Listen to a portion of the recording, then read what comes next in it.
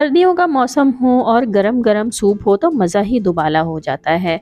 अगर आप भी चाहते हैं कि घर ही में इतना मज़ेदार सा बिल्कुल restaurant style chicken vegetable soup बनाएं तो आज की ये वीडियो बिल्कुल आप ही के लिए है। और चलिए आज हम चलते हैं इसकी रेसिपी की तरफ। रेसिपी बहुत ही आसान और बहुत ही ज़बरदस्त है।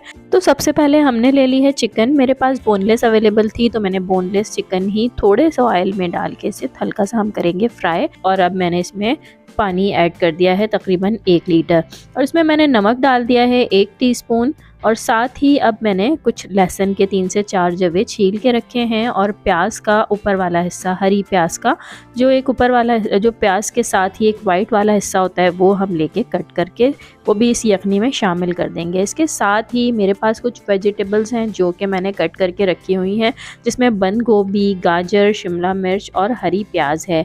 जितनी देर में मैंने ये सब्जियां कट की उतनी देर में हमारी ये चिकन बहुत ही अच्छी सी बॉयल हो चुकी है। चिकन को मैंने बाहर निकाल लिया और बाकी की बची हुई जो यखनी है उसे हम छान के रख लेंगे। यखनी को छान लेने के बाद चिकन के रेशे कर लेंगे जो कि हमने निकाल के रखी हुई है। चिकन थोड़ी सी ठंडी हो चुकी है और इसके रेशे कर लेंगे। यहाँ चिकन के रेशे भी हो चुके हैं और सब्जियां हमारी सारी रेडी हैं। तो यखनी जो कि हमने छान के रखी थी उसका चूल्हा ऑन कर देंगे और इसे हम बॉयल कर लेंगे।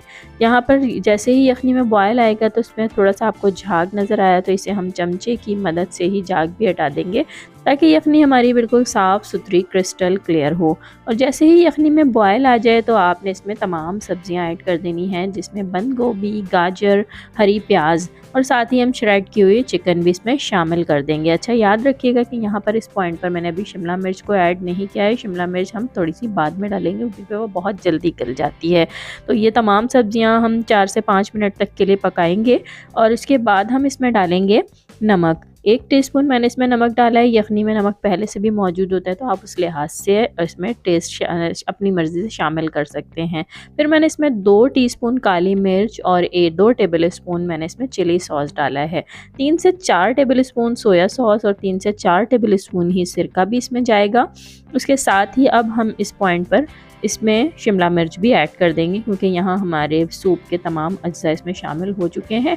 और अब इसको हम बहुत अच्छे से चलाएंगे 2 से 3 मिनट के लिए इसे पकने देंगे। और यहाँ पर हम इतनी देर में अपना कॉर्नफ्लोर रेडी कर लेंगे जो कि मैंने 4 टेबल स्पून लिया था और उसमें थोड़ा सा पानी मिला के उसे बहुत अच्छे से मिक्स कर लिया है। और अब इसे हम अपने सूप में ऐड करेंगे।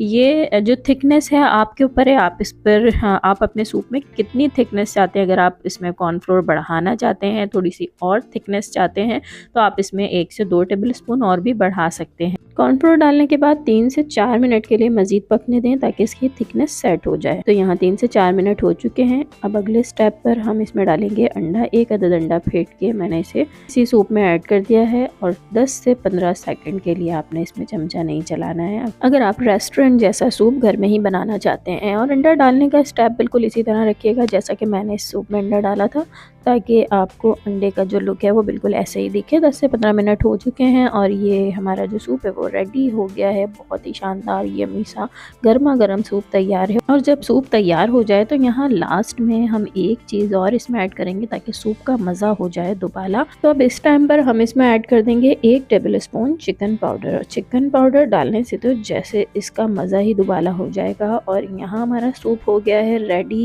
मज़ेदार सा गर्मा गर्म सूप रेडी है और जल्दी से हम कर लेते हैं इसे डिश आउट। और आप लोगों ने इस रेसिपी को ज़रूर फॉलो करना है। रेसिपी बहुत ही ज़बरदस्त और बहुत ही मज़ेदार है। घर में बनाएं, बच्चों को पिलाएं, बड़ों को पिलाएं और मज़े उठाएं सर्दियों के। वीडियो आपको अच्छी लगी हो तो लाइक करें। चैनल को सब्सक्राइब नहीं किया है अभी तक तो जल्दी से मेरे चैनल को भी कर लीजिए सब्सक्राइब और अपना फीडबैक देना बिल्कुल ना भूलिएगा। तो दोस्तों मज़ेदार सा गर्मा गर्म सूप हो चुका है तैयार और ये मैंने डिश आउट करने के बाद उबले हुए अंडों के साथ सर्व किया था। और बॉयल एग के साथ तो हो जाता है सूप का मज़ा और भी ज़्यादा शानदार। और सर्दियों के इस मौसम में अंडों का इस्तेमाल भी हमारी सेहत के लिए अच्छा रहता है। तो आप लोगों ने भी इस रेसिपी को करना है ज़रूर से ट्राई। और अगर आपको मेरी रेसिपी पसंद आई हो तो वीडियो को लाइक ज़रूर कीजिएगा, मेरी मेहनत को अप्रिशिएट ज़रूर किया करें। तो दोस्तों गर्मा गर्म सूप तो हो चुका है रेडी। तो लग रहा है ना बहुत ही शानदार और मज़ेदार सा ये सूप। तो जल्दी से बनाइए, रेसिपी को ट्राई कीजिए, अपना फीडबैक दीजिए। मेरी वीडियो अच्छी लगी हो तो चैनल को सब्सक्राइब करना ना भूलिएगा।